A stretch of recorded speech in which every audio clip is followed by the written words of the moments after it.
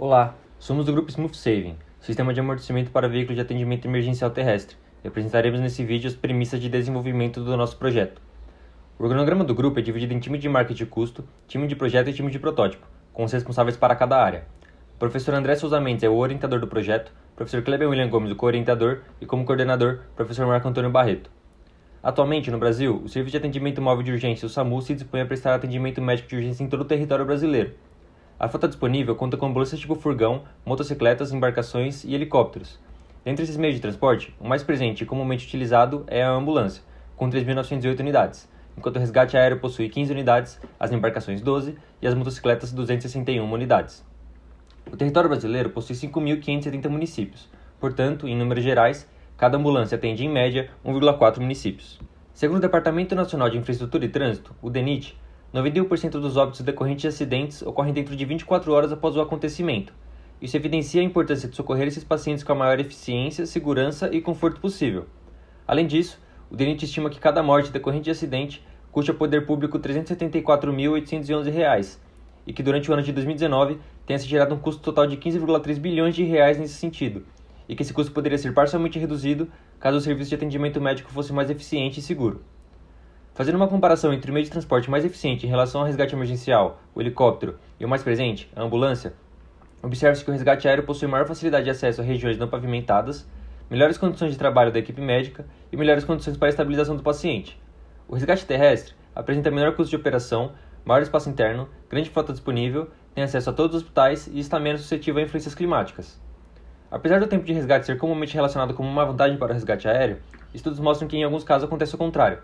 Devido aos elevados custos de operação, as equipes de atendimento costumam levar maior tempo para tomar a decisão de enviar o helicóptero até o local, geralmente enviando uma ambulância terrestre imediatamente, para, se possível, compensar o tempo perdido. O The Journal of Trauma mostra que quando a distância entre o local do acidente e o hospital mais próximo é relativamente curta, o resgate terrestre é mais eficiente em relação ao tempo total de atendimento. Porém, essa vantagem perde força conforme o aumento da distância. Apesar de ambos os meios de transporte apresentarem vantagens distintas, quando se compara o desempenho do transporte de pacientes com mesmas características físicas, mesmo grau de trauma e tempo de atendimento, os pacientes que foram transferidos de helicóptero apresentam 57% menos probabilidade de morrer do que aqueles transferidos por meio terrestre, segundo Michaels. O especialista pontua que o nível de atendimento mais alto que é capaz de ser oferecido pela equipe médica do helicóptero é o que está associado aos melhores resultados em comparação ao transporte terrestre. Mas essa afirmação levanta questionamentos. Por que a eficiência do resgate aéreo quando se compara casos similares é maior que a do resgate terrestre? Por que a equipe médica do resgate aéreo é capaz de oferecer melhor atendimento? É possível melhorar o atendimento terrestre? Nesse sentido, utilizou como base resultados de testes empíricos performados por Paul Continuar, onde foi instrumentado 4 ambulâncias e trafegou-se com elas em diferentes terrenos, transpassando por eventuais obstáculos, com o intuito de avaliar a frequência e amplitude de oscilações que o paciente e a equipe médica recebem durante o transporte. Para as medições, foram posicionados acelerômetros no assoalho da ambulância.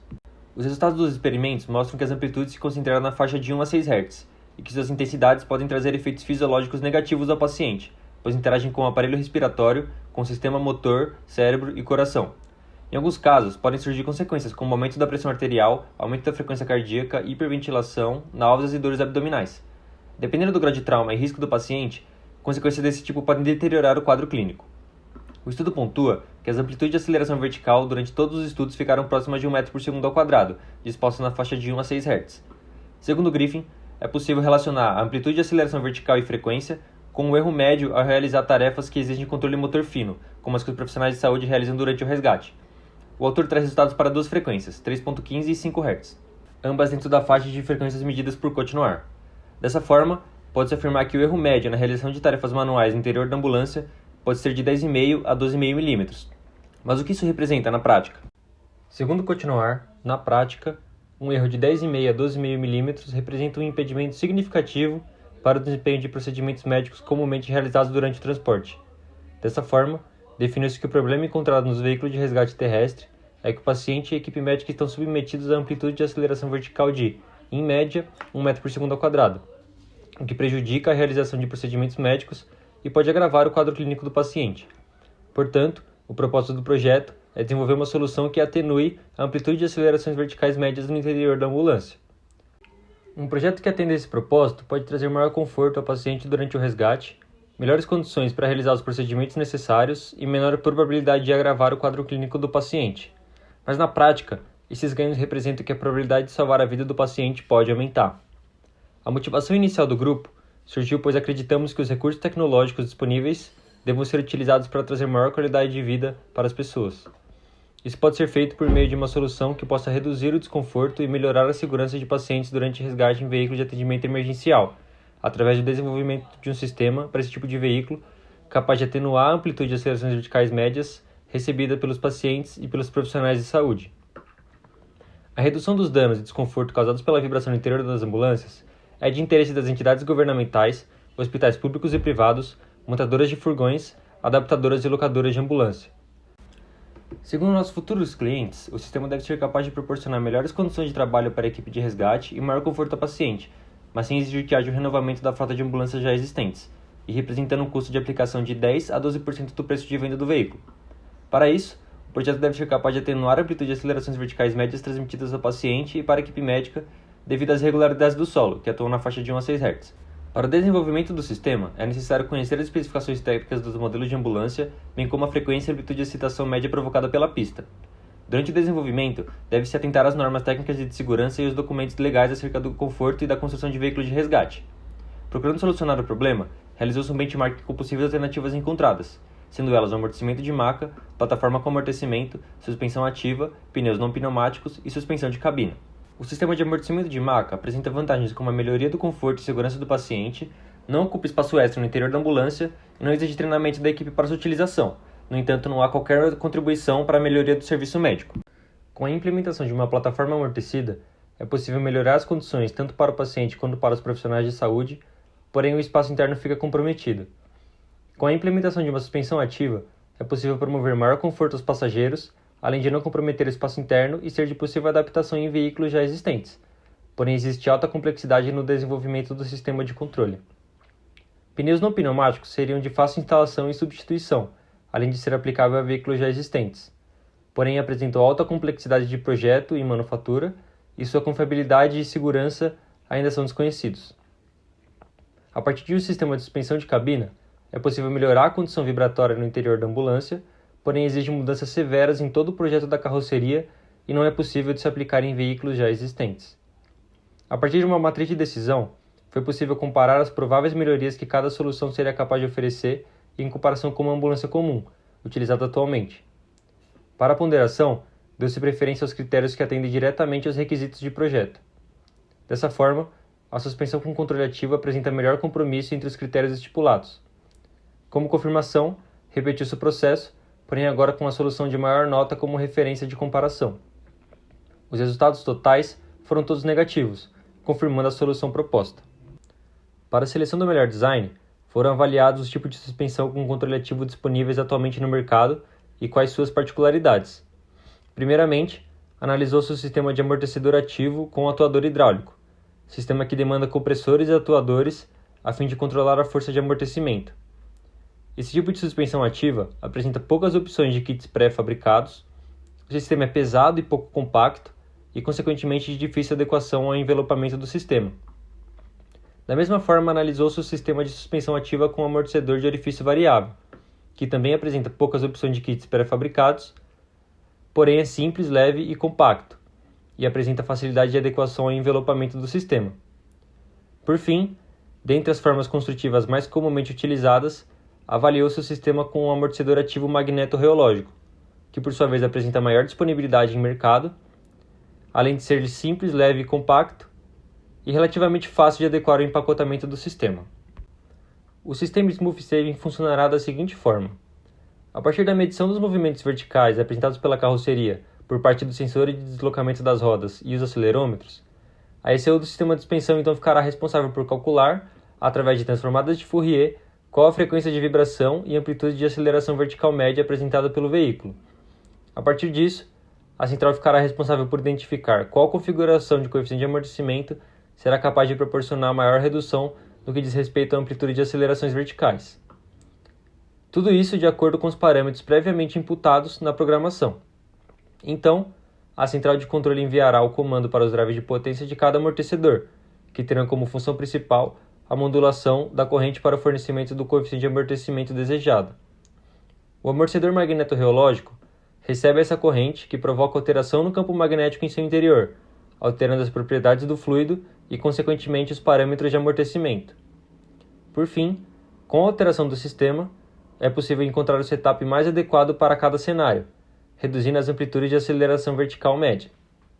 A fim de verificar o grau de relacionamento entre os componentes, um Boundary Diagram foi elaborado, possibilitando a identificação dos principais elementos e como eles interagem entre si. Nesse caso, o principal caminho vem do contato entre pneu e solo, onde são transmitidos movimento e vibração para todo o sistema de suspensão, carroceria e, por fim, ocupantes do veículo. Com essa análise, podemos observar a necessidade de um componente que ficaria responsável por então modular a corrente elétrica que passa pelos amortecedores, nesse caso, o driver de potência PWM, que se comunica na forma de dados com a ECU e transmite corrente aos amortecedores. A engenharia reversa busca estudar a tecnologia empregada no sistema de referência para entender seus princípios tecnológicos e seu funcionamento. Sendo assim, foi possível identificar os principais componentes necessários para nosso sistema e algumas de suas características intrínsecas, como massa, dimensão, material e alguns possíveis fornecedores. Em posse dos componentes necessários ao sistema, pôde-se desenvolver a análise de valor, que busca converter sistemas complexos em funções que serão performadas aos clientes. Após definir todas as funções do sistema, classificou-as de maneira qualitativa, sendo definida como primária a função de atenuar amplitudes. Além disso, nenhuma se mostrou como uma função de estética, porém, dissipar calor e emitir ruído se mostraram funções não desejáveis. A análise de valor permite o desenvolvimento do diagrama FAST, que identifica o caminho crítico dentro do escopo do produto, assim como os links entre a função principal e as funções secundárias. O caminho principal se dá quando, a partir das oscilações da carroceria, há a aquisição e o envio de dados para o sistema de controle, que por sua vez envia comandos ao sistema de suspensão, que a partir da variação do coeficiente de amortecimento dissipa a quantidade necessária de energia, para que haja atenuação devida das amplitudes de vibração, proporcionando maior conforto aos pacientes e para a equipe médica. A elaboração do P-Diagram permite identificar as entradas do sistema e relacioná-las à saída desejada, considerando nesse caminho os fatores que não estão sob o controle direto do desenvolvedor e os que estão, além dos possíveis modos de falha. A entrada de nosso sistema abrange as variáveis que alimentarão os modelos de dinâmica vertical e sistema eletrônico. Já a saída será a dissipação de energia e calor através dos amortecedores. Os fatores não controlados são subdivididos em 4 categorias, e todos estes devem ser considerados no projeto para a elaboração de um design robusto.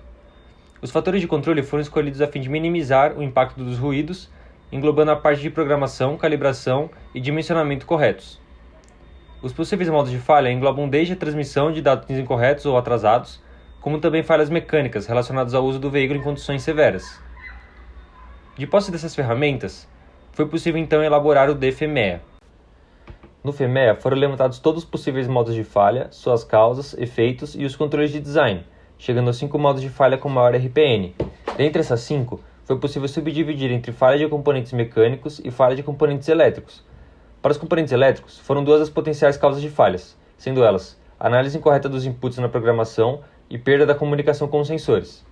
Como consequências, observe-se resposta inadequada do sistema, incapacidade ou erro na escolha da condição de amortecimento e redução do conforto. As ações recomendadas para cada modo de falha baseiam-se nas suas possíveis causas, visando assim diminuir sua probabilidade de ocorrência. Portanto, as ações recomendadas seriam a elaboração de procedimentos de validação do protótipo, elaboração de planos de manutenção e posicionamento dos componentes de forma estratégica. Para os componentes mecânicos, o principal modo de falha se dá com o vazamento dos amortecedores, provocado pelo excesso de poeira e umidade entre os retentores e a haste, gerando atrito e desgaste, e altas temperaturas, que aceleram a degradação dos componentes poliméricos. Como consequências, observa-se a diminuição da capacidade de reduzir as oscilações verticais da carroceria e redução do conforto. Nesse caso, as ações recomendadas seriam a seleção de materiais que possuam maior resistência ao desgaste ou isolamento térmico e a elaboração de planos de manutenção. Baseado nos estudos realizados, colocamos como target do projeto a redução de 50% da amplitude de acelerações verticais médias no interior da ambulância. Para o método de verificação da melhoria proposta, um fluxograma foi desenvolvido.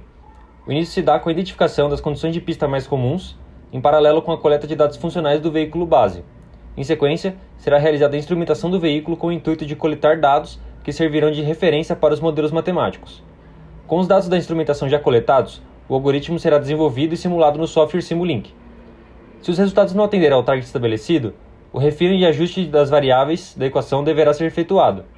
Se o target for atingido, o desenvolvimento dos componentes, software e do hardware serão iniciados para a posterior aplicação da solução. A elaboração do desenho 3D preliminar permite uma melhor visualização do projeto, onde podem ser vistos todos os componentes do produto e a ideia inicial do layout. Um cronograma foi criado, abrangendo todas as etapas do projeto, para auxiliar o gerenciamento e o acompanhamento das atividades do grupo. Neste slide são exibidas as próximas atividades que serão realizadas. Estas são as referências bibliográficas utilizadas até o momento pelo grupo. Muito obrigado.